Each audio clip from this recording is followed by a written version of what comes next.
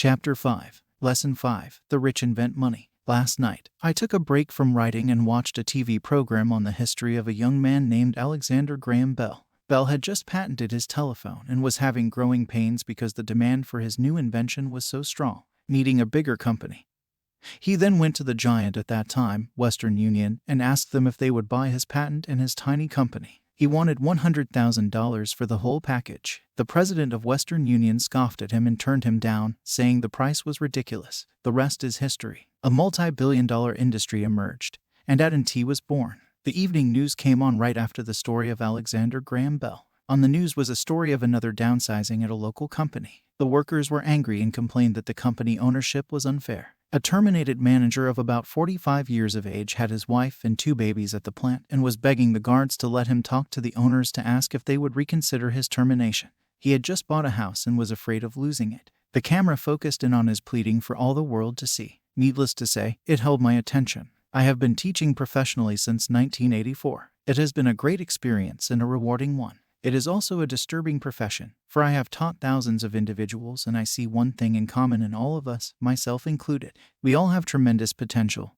and we all are blessed with gifts. Yet the one thing that holds all of us back is some degree of self-doubt. It is not so much the lack of technical information that holds us back, but more the lack of self-confidence. Some are more affected than others. Once we leave school, most of us know that it is not so much a matter of college degrees or good grades that count. In the real world outside of academics, something more than just grades is required. I have heard it called many things: guts, chutzpah, balls, audacity, bravado, cunning, daring, tenacity, and brilliance. This factor, whatever it is labeled, ultimately decides one's future much more than school grades do. Inside each of us is one of these brave, brilliant, and daring characters. There is also the flip side of that character, people who could get down on their knees and beg if necessary. After a year in Vietnam as a Marine Corps pilot, I got to know both of those characters inside of me intimately.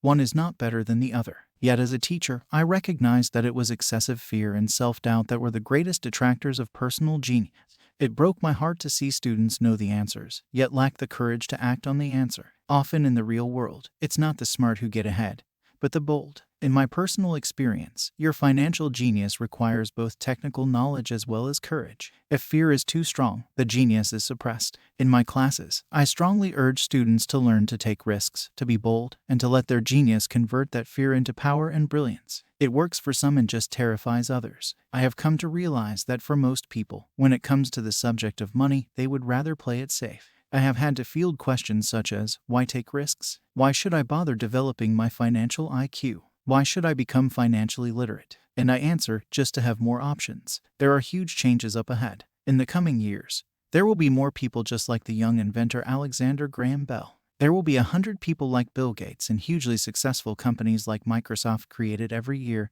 all over the world. And there also will be many more bankruptcies, layoffs, and downsizings. So why bother developing your financial IQ? No one can answer that but you. Yet I can tell you why I myself do it. I do it because it is the most exciting time to be alive. I'd rather be welcoming change than dreading change. I'd rather be excited about making millions than worrying about not getting a raise. This period we are in now is a most exciting time, unprecedented in our world's history. Generations from now, people will look back at this period of time and remark at what an exciting era it must have been. It was the death of the old and birth of the new. It was full of turmoil, and it was exciting. So why bother developing your financial IQ? Because if you do, you will prosper greatly. And if you don't, this period of time will be a frightening one. It will be a time of watching some people move boldly forward while others cling to worn-out life preservers. Land was wealth 300 years ago, so the person who owned the land owned the wealth. Later, wealth was in factories and production, and America rose to dominance. The industrialist owned the wealth. Today, wealth is in information, and the person who has the most timely information owns the wealth. The problem is that information flies around the world at the speed of light. The new wealth cannot be contained by boundaries and borders as land and factories were. The changes will be faster and more dramatic. There will be a dramatic increase in the number of new multimillionaires. There also will be those who are left behind. I find so many people struggling today, often working harder simply because they cling to old ideas. They want things to be the way they were, and they resist change. I know people who are losing their jobs or their houses, and they blame technology or the economy or their boss. Sadly, they fail to realize that they might be the problem. Old ideas are their biggest liability. It is a liability simply because they fail to realize that while that idea or way of doing something was an asset yesterday, yesterday is gone. One afternoon I was teaching how to invest using a board game I had invented, cash flow, as a teaching tool. A friend had brought someone along to attend the class. This friend of a friend was recently divorced, had been badly burned in the divorce settlement, and was now searching for some answers. Her friend thought the class might help.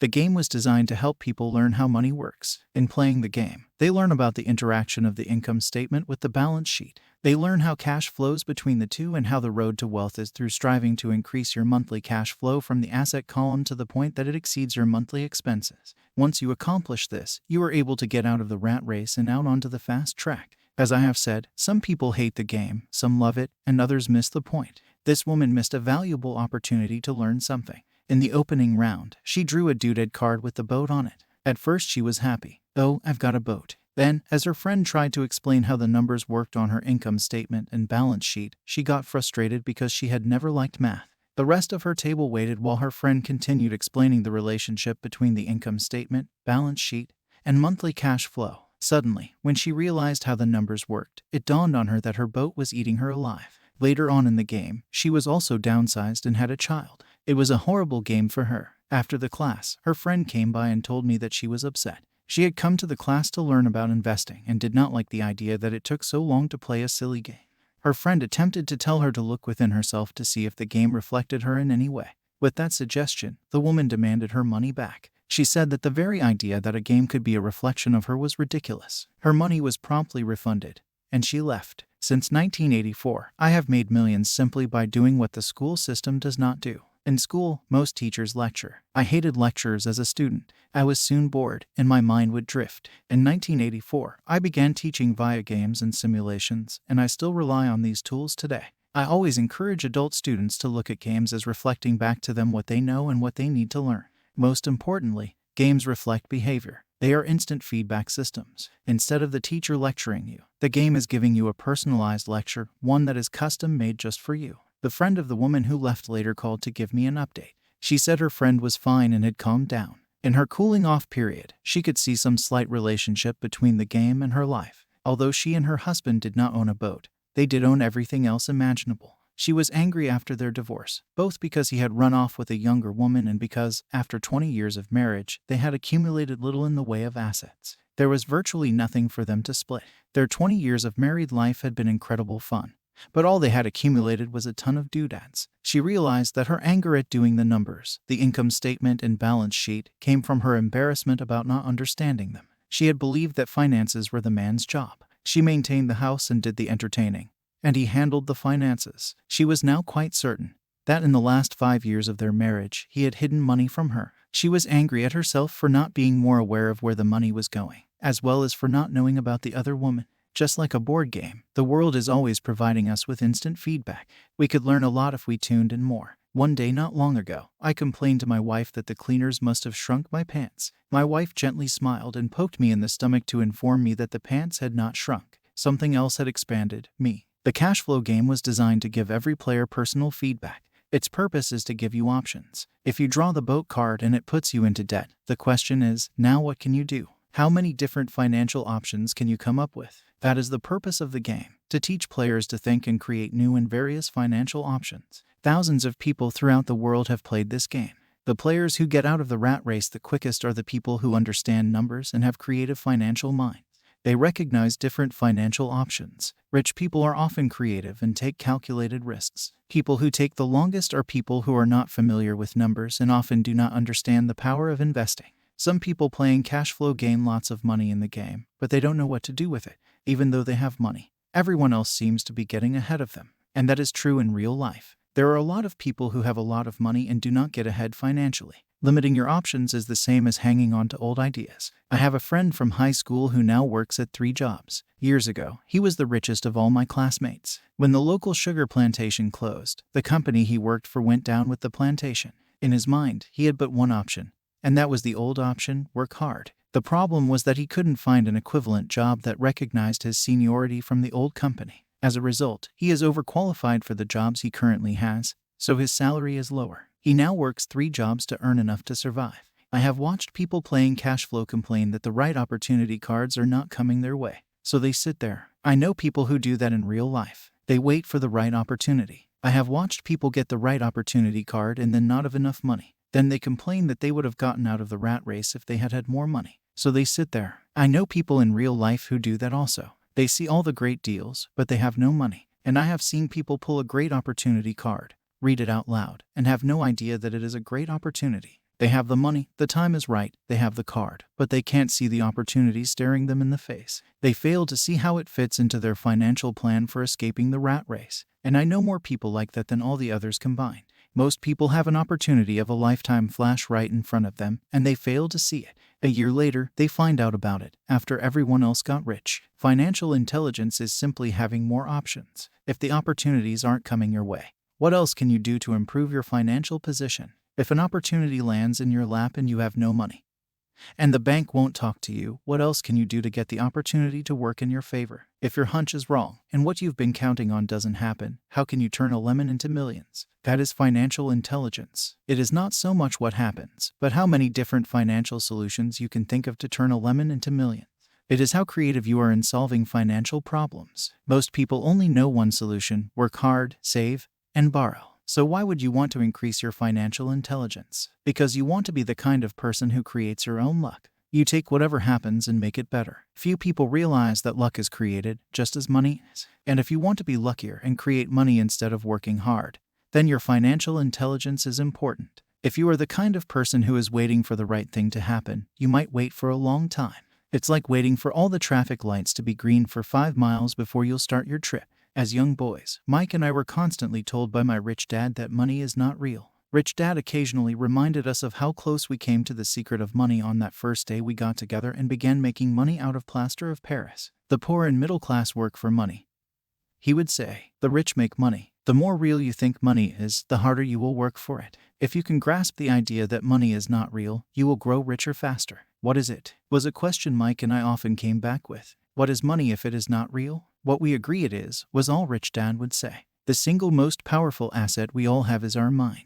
If it is trained well, it can create enormous wealth seemingly instantaneously. An untrained mind can also create extreme poverty that can crush a family for generations. In the information age, money is increasing exponentially. A few individuals are getting ridiculously rich from nothing, just ideas and agreements. If you ask many people who trade stocks or other investments for a living, they see it done all the time. Often, millions can be made instantaneously from nothing. And by nothing, I mean no money was exchanged. It is done via agreement. A hand signal in a trading pit, a blip on a trader's screen in Lisbon from a trader's screen in Toronto and back to Lisbon, a call to my broker to buy and a moment later to sell. Money did not change hands. Agreements did. So why develop your financial genius? Only you can answer that. I can tell you why I have been developing this area of my intelligence. I do it because I want to make money fast. Not because I need to, but because I want to. It is a fascinating learning process. I develop my financial IQ because I want to participate in the fastest game and biggest game in the world.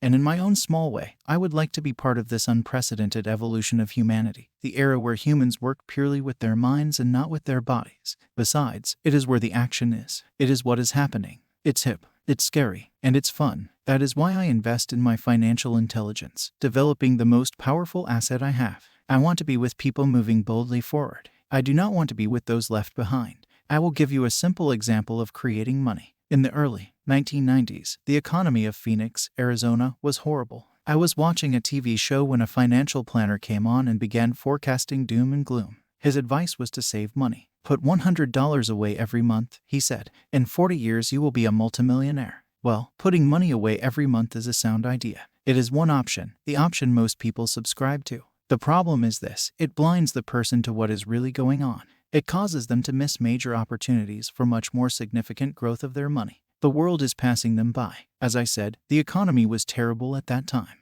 For investors, this is the perfect market condition. A chunk of my money was in the stock market and in apartment houses. I was short of cash. Because people were giving properties away, I was buying. I was not saving money. I was investing. Kim and I had more than $1 million in cash working in a market that was rising fast. It was the best opportunity to invest. The economy was terrible. I just could not pass up these small deals. Houses that were once $100,000 were now $75,000. But instead of shopping with local real estate agents, I began shopping at the bankruptcy attorney's office or the courthouse steps. In these shopping places, a $75,000 house could sometimes be bought for $20,000 or less. For $2,000, which was loaned to me from a friend for 90 days for $200, I gave an attorney a cashier's check as a down payment.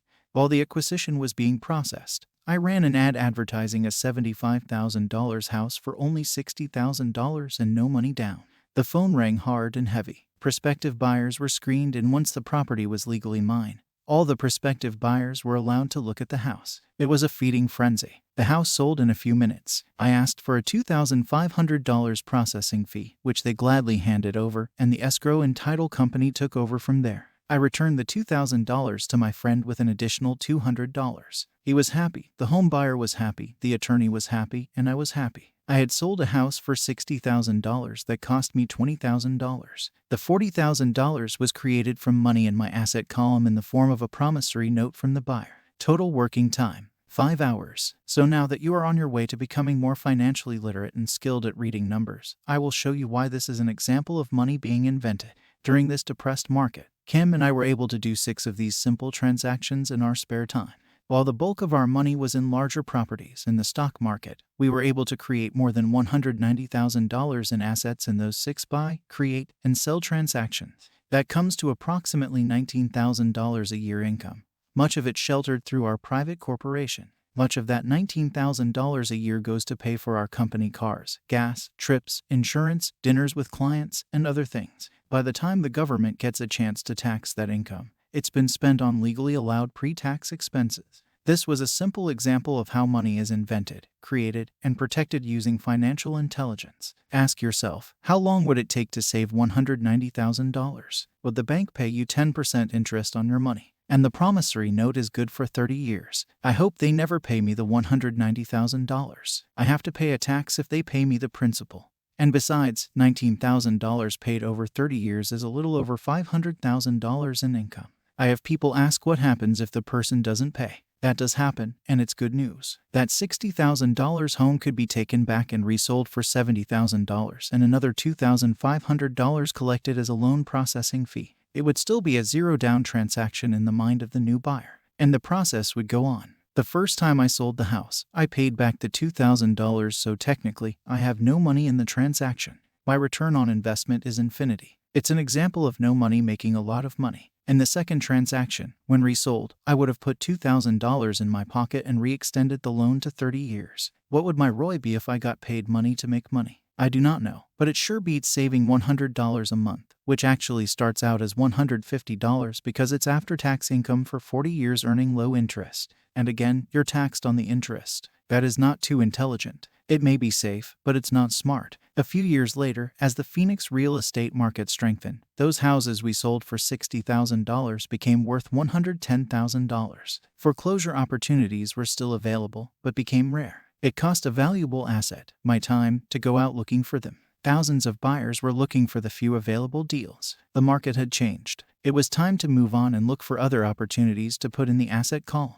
You can't do that here. That is against the law. You're lying. I hear those comments much more often than can you show me how to do that. The math is simple. You do not need algebra or calculus, and the escrow company handles the legal transaction and the servicing of the payments. I have no roofs to fix or toilets to unplug because the owners do that. It's their house. Occasionally someone does not pay, and that is wonderful because there are late fees, or they move out and the property is sold again. The court system handles that, and it may not work in your area. The market conditions may be different, but the example illustrates how a simple financial process can create hundreds of thousands of dollars with little money and low risk. It is an example of money being only an agreement. Anyone with a high school education can do it, yet most people won't. Most people listen to the standard advice of work hard and save money. For about 30 hours of work, approximately $190,000 was created in the asset column, and no taxes were paid. Which one sounds harder to you? 1. Work hard. Pay 50% in taxes. Save what is left. Your savings then earn 5%, which is also taxed. Or 2. Take the time to develop your financial intelligence. Harness the power of your brain in the asset column. If you use option number 1, be sure to factor in how much time it takes you to save $190,000. Time is one of your greatest assets. Now you may understand why I silently shake my head when I hear parents say, "My child is doing well in school and receiving a good education." It may be good, but is it adequate? I know the above investment strategy is a small one. It is used to illustrate how small can grow into big. Again, my success reflects the importance of a strong financial foundation, which starts with a strong financial education. I have said it before, but it's worth repeating. Financial intelligence is made up of these 4 main technical skills. 1. Accounting. Accounting is financial literacy, or the ability to read numbers. This is a vital skill if you want to build businesses or investments. 2. Investing. Investing is the science of money making money. 3. Understanding markets. Understanding markets is the science of supply and demand. Alexander Graham Bell gave the market what it wanted. So did Bill Gates. A $75,000 house offered for $60,000 that cost $20,000 was also the result of seizing an opportunity created by the market.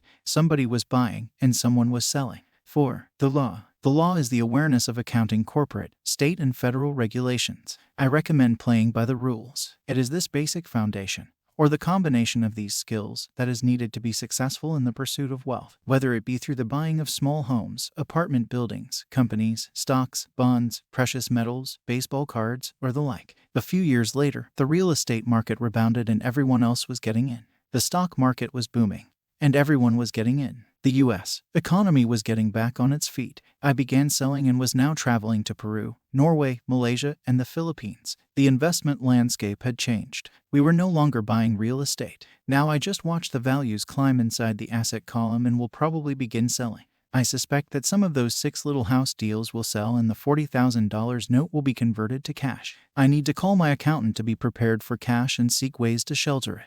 The point I would like to make is that investments come and go. The market goes up and comes down. Economies improve and crash. The world is always handing you opportunities of a lifetime, every day of your life, but all too often we fail to see them. But they are there. And the more the world changes and the more technology changes, the more opportunities there will be to allow you and your family to be financially secure for generations to come. So why bother developing your financial intelligence? Again, only you can answer that. I know why I continue to learn and develop. I do it because I know there are changes coming. I'd rather welcome change than cling to the past. I know there will be market booms and market crashes. I want to continually develop my financial intelligence because, at each market change, some people will be on their knees begging for their jobs. Others, meanwhile, will take the lemons that life hands them, and we are all handed lemons occasionally, and turn them into millions. That's financial intelligence. I am often asked about the lemons I have turned into millions. I hesitate using many more examples of personal investments because I am afraid it comes across as bragging or tooting my own horn.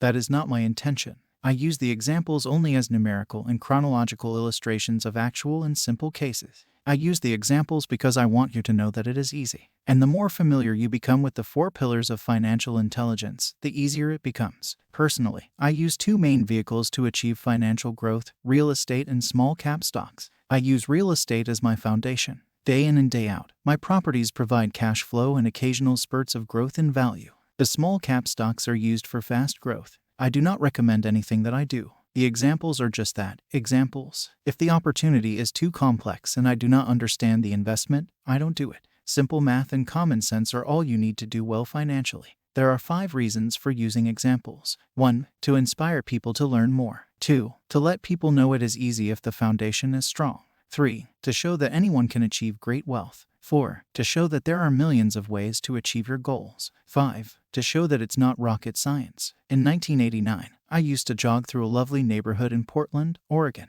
It was a suburb that had little gingerbread houses. They were small and cute. I almost expected to see Little Red Riding Hood skipping down the sidewalk on her way to Granny's. There were for sale signs everywhere. The timber market was terrible. The stock market had just crashed, and the economy was depressed. On one street, I noticed a for sale sign that was up longer than most. It looked old. Jogging past it one day, I ran into the owner, who looked troubled. "What are you asking for your house?" I asked. The owner turned and smiled weakly. "Make me an offer," he said. "It's been for sale for over a year. Nobody even comes by anymore to look at it." "I'll look," I said, and I bought the house a half hour later for $20,000 less than his asking price. It was a cute little 2-bedroom home, with gingerbread trim on all the windows. It was light blue with gray accents and had been built in 1930. Inside there was a beautiful rock fireplace, as well as 2 tiny bedrooms. It was a perfect rental house. I gave the owner $5,000 down for a $45,000 house that was really worth $65,000, except that no one wanted to buy it. The owner moved out in a week, happy to be free. And my first tenant moved in, a local college professor. After the mortgage, expenses, and management fees were paid, I put a little less than $40 in my pocket at the end of each month. Hardly exciting. A year later, the depressed Oregon real estate market had begun to pick up. California investors, flush with money from their still booming real estate market, were moving north and buying up Oregon and Washington. I sold that little house for $95,000 to a young couple from California who thought it was a bargain. My capital gains of approximately $40,000 were placed into a 1031 tax-deferred exchange, and I went shopping for a place to put my money. In about a month, I found a 12-unit apartment house right next to the Intel plant in Beaverton, Oregon. The owners lived in Germany. Had no idea what the place was worth and again, just wanted to get out of it. I offered $275,000 for a $450,000 building. They agreed to $300,000. I bought it and held it for 2 years. Utilizing the same 1031 exchange process, we sold the building for $495,000 and bought a 30-unit apartment building in Phoenix, Arizona. We had moved to Phoenix by then to get out of the rain and needed to sell anyway. Like the former Oregon market, the real estate market in Phoenix was depressed. The price of the 30-unit apartment building in Phoenix was $875,000 with $225,000 down. The cash flow from the 30 units was a little over $5,000 a month. The Arizona market began moving up and, a few years later, a Colorado investor offered us $1.2 million for the property. The point of this example is how a small amount can grow into a large amount. Again, it is a matter of understanding financial statements, investment strategies, a sense of the market, and the laws. If people are not versed in these subjects, then obviously they must follow standard dogma, which is to play it safe, diversify, and only invest in secure investments. The problem with secure investments is that they are often sanitized.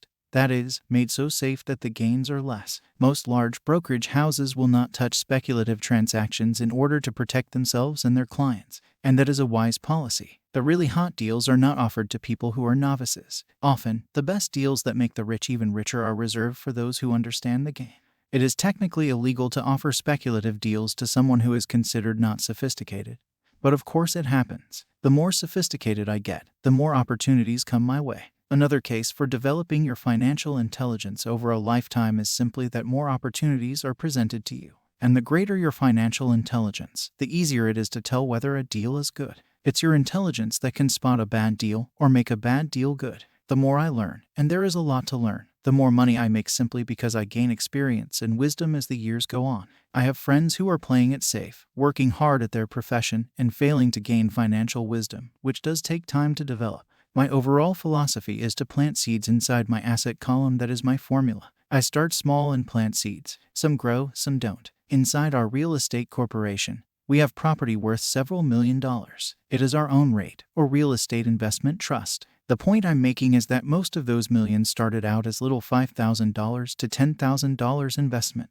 All of those down payments were fortunate to catch a fast rising market and increase tax-free. We traded in and out several times over a number of years. We also own a stock portfolio, surrounded by a corporation that Kim and I call our personal mutual fund.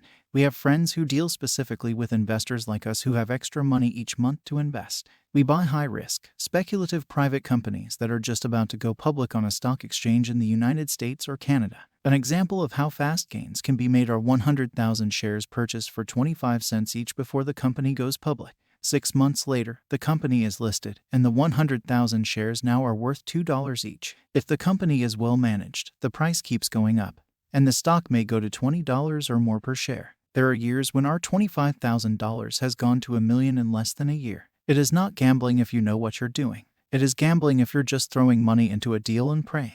The idea in anything is to use your technical knowledge, wisdom, and love of the game to cut the odds down, to lower the risk. Of course, there is always risk. It is financial intelligence that improves the odds. Thus, what is risky for one person is less risky to someone else. That is the primary reason I constantly encourage people to invest more in their financial education than in stocks, real estate, or other markets. The smarter you are, the better chance you have of beating the odds. The stock plays I personally invested in were extremely high risk for most people and absolutely not recommended.